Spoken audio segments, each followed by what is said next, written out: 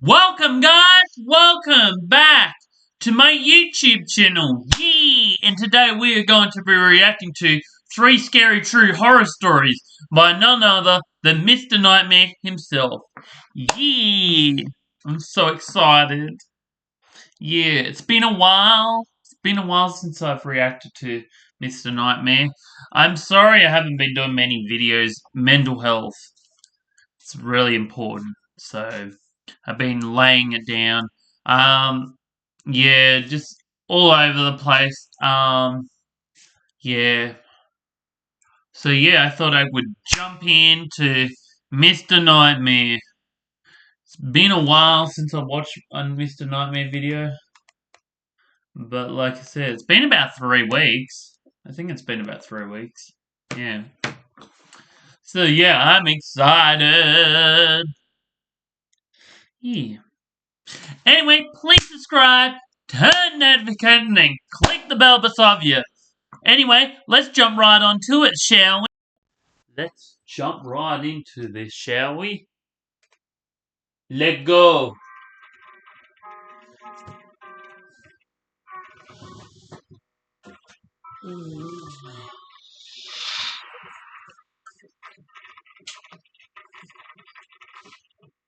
My girlfriend and I recently moved into our new house. It's honestly the home. What? Mr. Nightmare's got subtitles? Well, I'll be damned. Wow.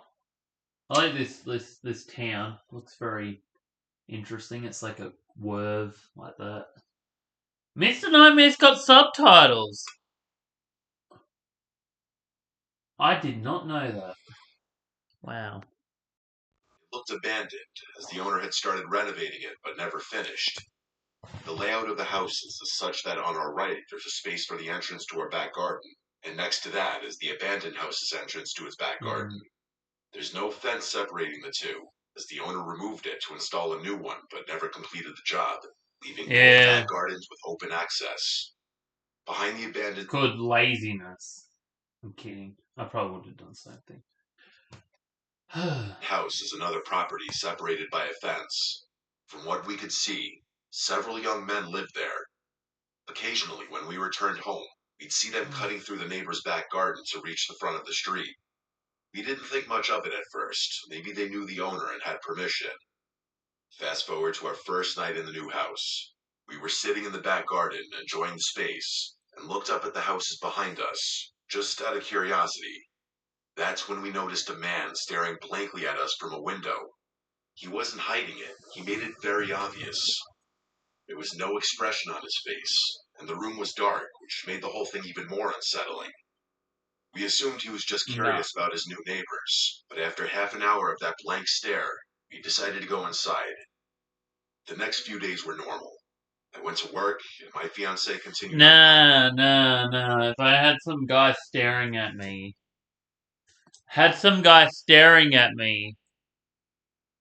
Like this. From a shot from my distance. If I had my neighbour staring at me from the window. And just staring blankly. No blinking, no nothing. They just like dead straight stare at me. I wouldn't. I would feel uncomfortable. So I get that feeling. That's an awful feeling. It is so loud. There's been like 10 motorbikes drive past my area. For some reason, they love the motorbikes.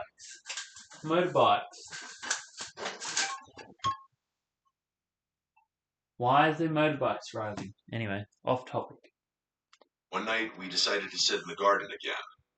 The makeshift wooden board fence being moved. 3 men appeared, standing there, staring at us. "Are you okay?" I asked, knowing they wouldn't leave unless I said something.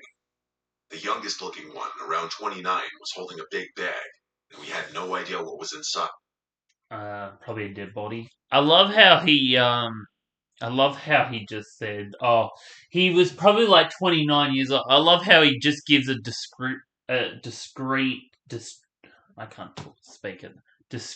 street. You know the word I'm talking about.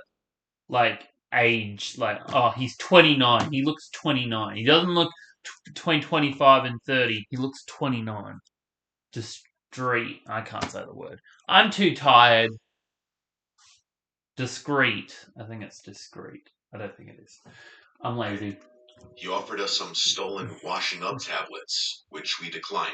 Mm. I made a joke about it because the situation felt so awkward. He smiled and said okay, and then they left. What struck me was how they just let themselves into our garden without saying anything, like as if they had every right to be there. We went back Yeah. inside, thinking it was a one-off, but it all started getting worse from there. They began helping themselves into our garden more often and acting in ways that were clearly meant to intimidate us. They would get into the next door house by lifting up the fence that separated the back gardens Call and the walking through. police. I forgot to mention, my girlfriend and I are both 20 years old, so of course the idea that they might be trying to intimidate us as two young women was the first thing that crossed our minds. One day, while I was Wow. Wow. I'm getting shocks. Just waves of it. Waves of it. Wow. Mr. Nightmare. First with your subtitles, and now we got some LGBTQ character. Well, I guess characters. You could call them characters. I mean, I assume they're real people.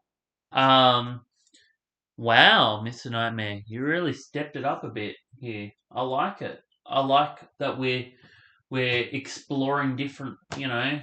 It's not just oh my boyfriend and I'm his girl or what. It's not just straight relationships. We I think he's done like maybe three LGBTQ characters for the whole entire thing since I've been watching him since 2013 or 14. I can't remember when he was big, but like I've been watching Mr. Nightmare for more than 10 years. So yeah, and there's been like maybe three, maybe two or three LGBTQ. There's been not many either, which is like Doorman. I should be making fun of this as well because there's not many LGBTQ. But yeah, two girlfriends. Wow, wow. But yeah, I'd be calling the police. Who knows? Maybe they're homophobic. You don't know. Men are more towards homophobic than women are. Just saying. Pause. Kidding. I'm kidding. They can be. Just depends. cleaning the front room, two police officers came around the side of our house and entered Yeah. the abandoned garden. They lifted up the fence and looked around for a few minutes before leaving without saying anything. I thought it was strange, but continued with my day, assuming maybe the people next door were trouble. A few days later, the police knocked on our door. They explained that the house behind us was now vacant.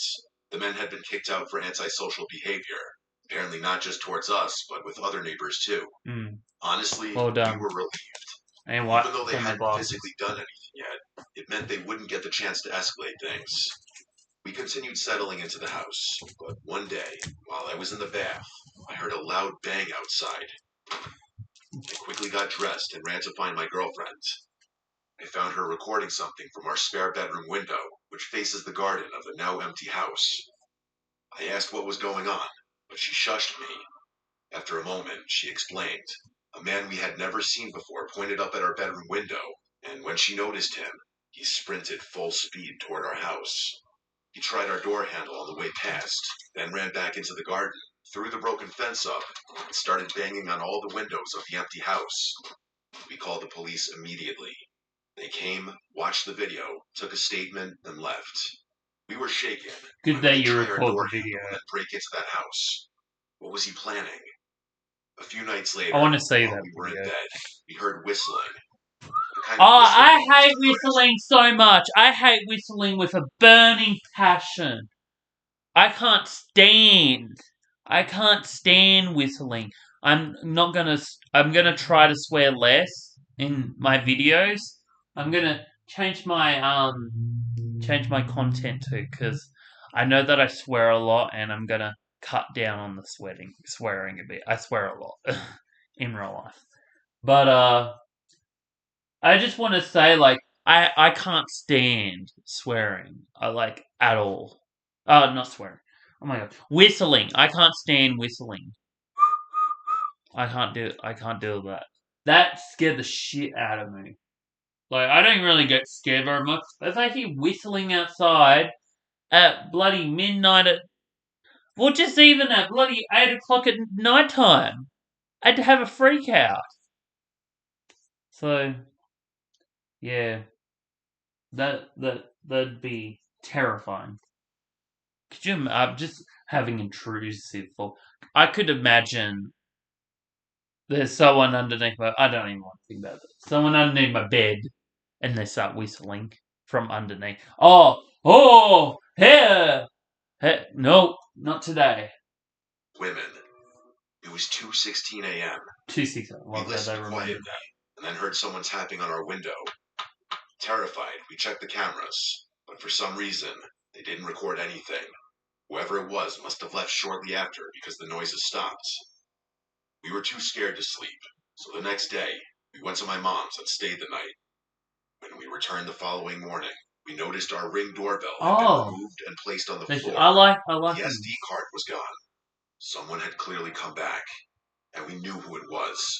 Who else would do that? We called the police again, I and like they that told they us to have leave both doors concrete and windows evidence. locked. The woman on the phone even said that the removal of the camera could be a sign that they were planning. I like that they have evidence to back this up. You probably could see in the video now the evidence, but I'm glad that they have evidence to back this up. Alexa, turn smart light to 20%. Okay. Yeah, you still can't see it, but anyway. Alexa, turn smart light to 100%. Okay. Yeah. Yeah. I'm liking this. I'm liking this method tonight. Something, which terrified Well, us. I was only going to do a half an hour At least video, she was but I keep honest. pausing it. Whistling, banging, and attempts to re-enter the house continued for weeks. We made multiple police reports. They never tried our door again, so we hoped it was over. But 3 weeks later, while in bed watching funny clips from our camera, we checked the live feed. That's when we saw a man outside, wearing a black mask covering his mouth and nose, with his hood up, standing in front of our garden with his arms spread wide, like he was imitating Jesus on the cross. He stared up at our bedroom window with his head tilted. We froze. At the time, we had moved the camera inside the house, so it didn't record. We were so shaken we didn't even think to screen record. He then spoke, but we couldn't hear what he said. Then he turned around, walked to the opposite side of the street, and just stood there, staring at our house for about 30 minutes. That's We creepy. called the police again. They said it wasn't illegal to stare at someone's property and dismissed the whole thing, even when we told them what he did on our lawn. They made us feel like we were overreacting. We couldn't sleep for days. Probably homophobic. Any noise outside terrified us, even normal ones. Then, one night at 2:52 a.m., we got a notification. I woke my girlfriend and said, "Someone's outside, I know it. Please check the camera." She did, and there they were. Two masked men coming from the side of our house. Oh, shining flashlights into the who? windows. One of them, the same man who had been. Damn. That is terrifying. I'm really liking this tonight. I'm really liking this video. This is probably my all-time favorite Mr. Nightmare video. Because I like that. Well, first of all, he's got subtitles now. Congratulations, I don't have subtitles. I can't afford it. But I like that he's got subtitles. That is disturbing. If I saw that masked person at 2 o'clock, it's nearly 3 o'clock in the morning, I'd I'd be like, I'd be, I don't know what I would think. I like they screenshotted it. I was just gonna say you probably should screenshot it, the live. I would definitely screenshot it for sure. But yeah, absolutely terrifying. Harassing us, was holding what looked like a crowbar. Why us? What was the point of this? For days on end, he would stand across the street, pointing, waving, or shouting things up at our window. Every time we looked, he would stare blankly at us. It was clearly meant to scare us, and it worked. We kept contacting the police, but they've done very little. The He has a harassment dog. continues. We've got cameras now. We record everything, but we feel powerless. Just earlier today, he stood outside again, staring up at us. We got it on video, and we're absolutely terrified, but we'll update if anything else happens. It's a nightmare. That was like a 10. Every video is going to be a 10 if it's like this. Let me preface this by saying I'm not crazy. I know how this is going to sound. Paranoid, unhinged, delusional, but I swear. Oh no, I believe every single word you say. I trust you with all my life. I don't even know you. And I trust you. I'm kidding. I don't know who it is. But I believe everything you say, buddy. You tell it as it is. I believe you. The thing I'm about to tell you actually happened. It started with a face, or more accurately, faces that all looked just slightly off. 3 months ago, I ended a relationship with my ex Caleb. We'd been together almost 2 years, and the breakup was long overdue. Caleb wasn't violent or anything, he never hit me, but he was controlling and possessive in that low-key and calculating kind of way. Perhaps the worst kind of way. He'd do things like track when I'm on my phone and quiz me on things I'd done that day to see if I'd give the same answer twice. After I left him, I changed my number, disabled my social Corrective media, as and well. even moved I apartments. hate thought guys I that was in are the clear. corrective. All Then came girl, the or just barista. people that are corrective. It was a Tuesday morning. I stopped by this little hole-in-the-wall coffee shop near my new place. I'd only been there once or twice. As I stepped up to the counter, the barista, a girl about my age, smiled at me, but something about her expression made me pause. She tilted her head and said, "Good morning, sunshine."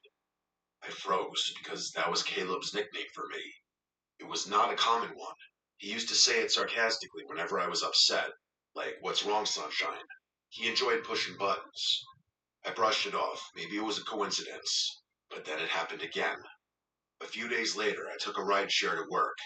A different driver than usual. Older guy, maybe in his 50s. He kept glancing in the rearview mirror like he was trying to recognize me, and then he asked me if I ever figured out what I was running from. He said it as casual as could be. I simply responded, "What?" And he just chuckled and shook his head, like I was in on some joke. Caleb said that to me once. After I told him I needed time to figure myself out, he leaned in, dead serious, and asked, "Ever figure out what you're running from?" Now, 2 strangers have repeated things he said, word for word. It kept happening. Yeah, I would question the universe at this point. I don't know what I would do. See, I always have, I I have a carer that just brushes off things and just be like, she's so chilled and so like she'd do anything for you, but she brushes off like actual emotions. She's like, you're just overreacting. Like, nah. Sometimes I'm like, I question things, and I'm like, I like to think deep within thoughts, and yeah, I don't like to just brush off information. I have PTSD, so I I've had trauma, so I think like I'm going to have a reaction where that's gonna happen. That's gonna happen. So I yeah, I don't I think I would just stay in my home the rest of my life. If I found out that people around me were spitting out words that my partner's also said in the past, just about everything that's accurate, everything that's responded in an accurate way.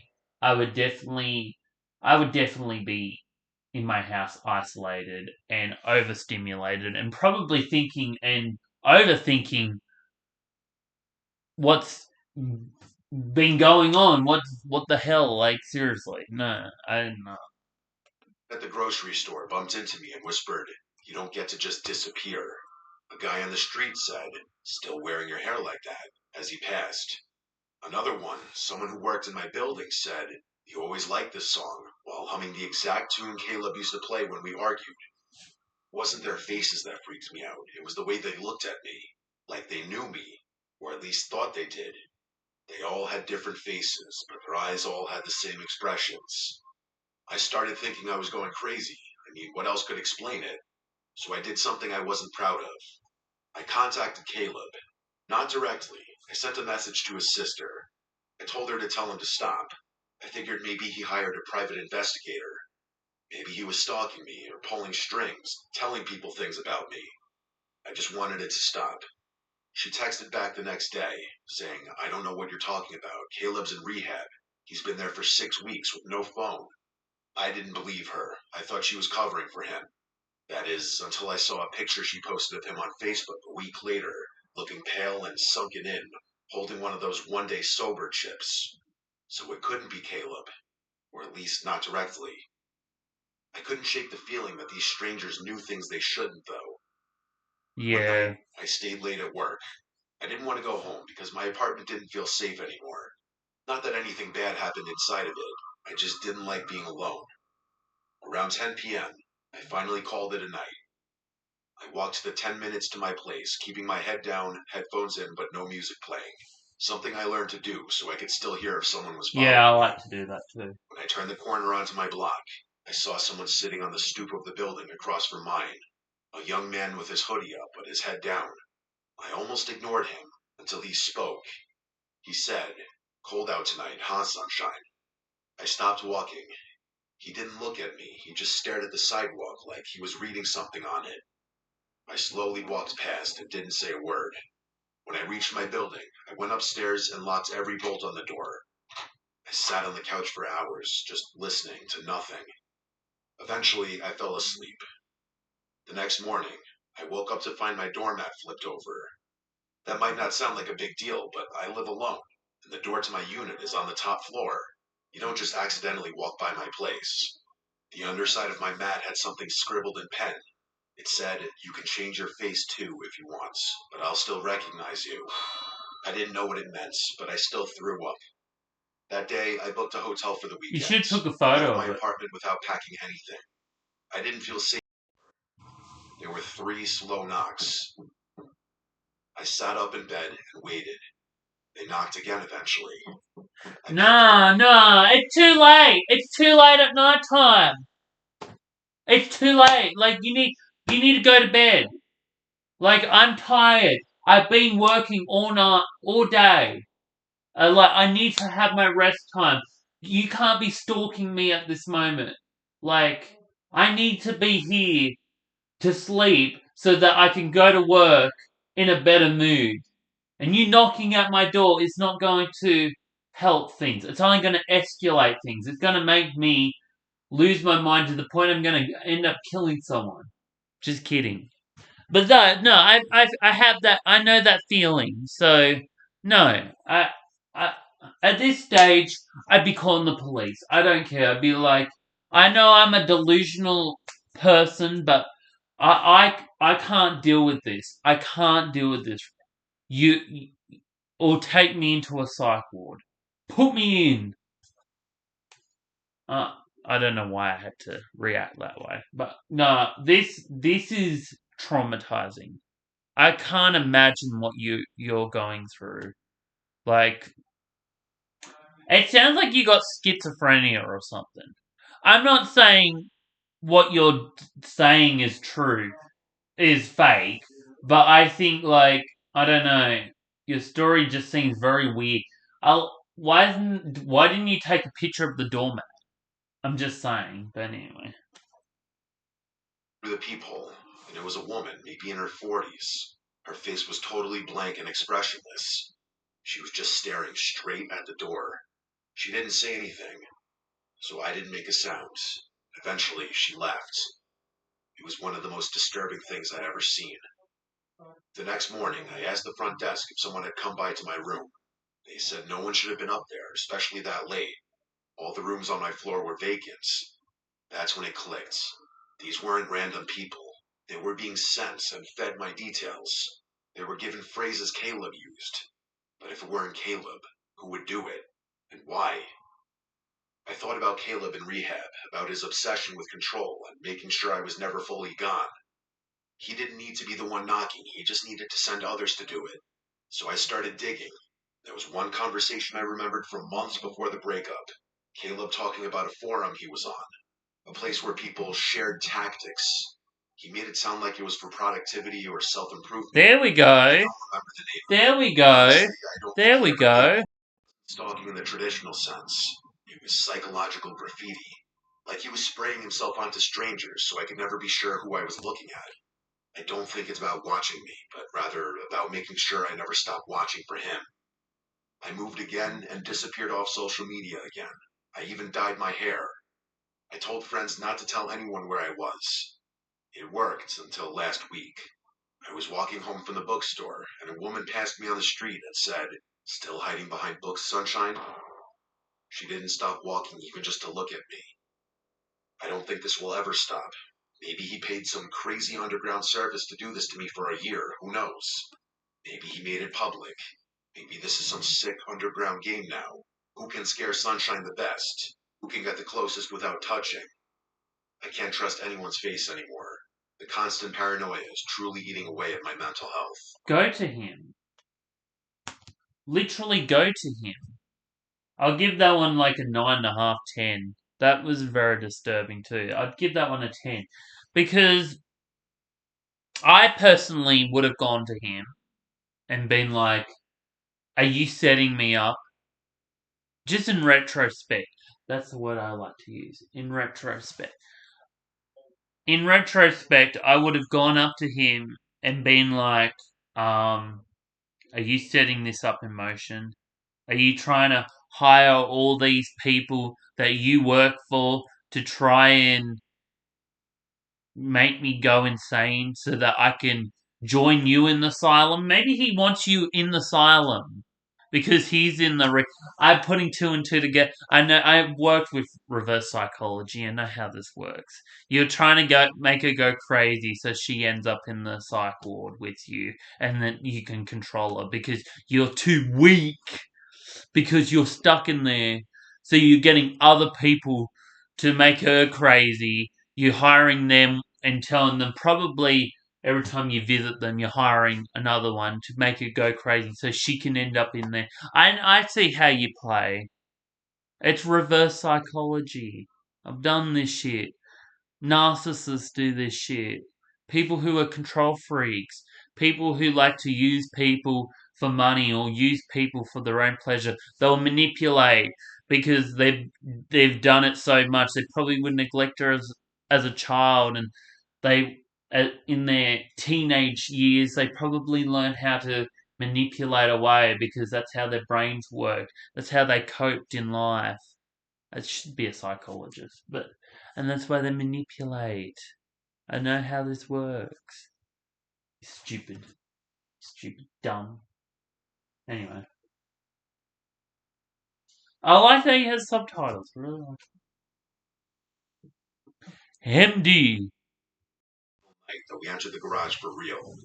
The space was outdated and neglected, with carpeted bathrooms that smelled like mold, stained Yeah. back windows, poorly secured latch on the door.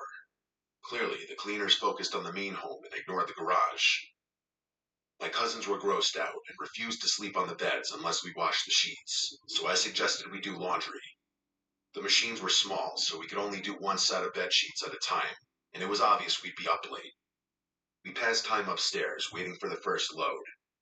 My cousin Maria complained about how we got stuck with the worst place, and as she spoke, I started to feel uneasy, like something bad was coming. I've had this feeling before, a rare kind of intuition that usually ends in a nightmare or something worse. I told my cousins to stay alert, and they listened, especially since we'd all experienced a break-in before when we lived in Detroit.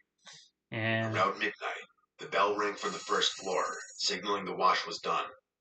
I went downstairs alone, swapped the load into the dryer, and brought up the clean-smelling sheets.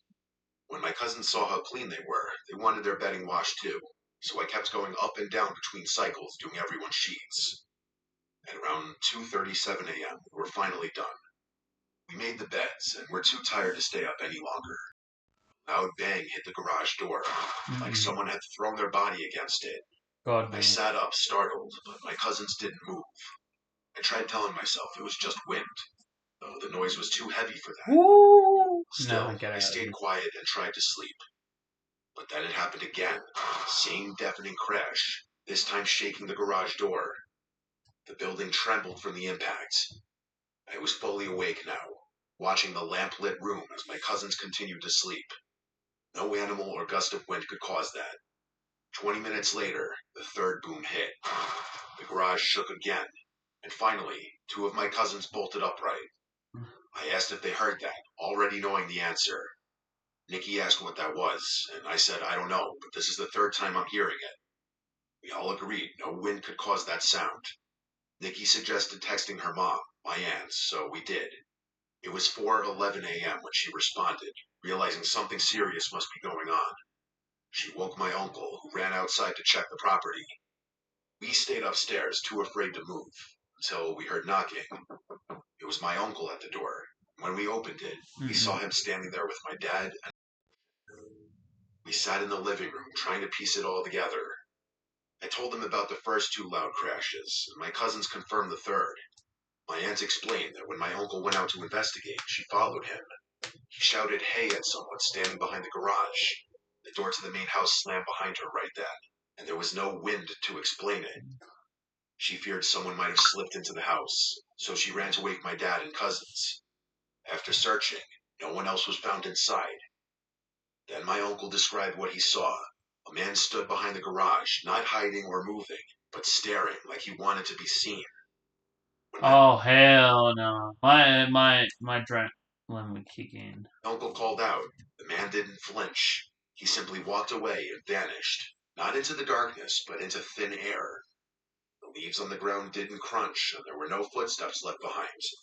My uncle's not someone who makes up stories either. He's a serious, logical man, which made everything scarier. My brothers added that they found two jester cards, one in the main house and one in the garage. The one in the garage was twisted and demonic looking. One cousin pointed out that jesters symbolize mockery, and the loud sounds happened around 3 a.m., the so-called devil's hour. It was as if we were being taunted. My uncle had even checked for footprints, but saw only his and my cousin's, not the man's.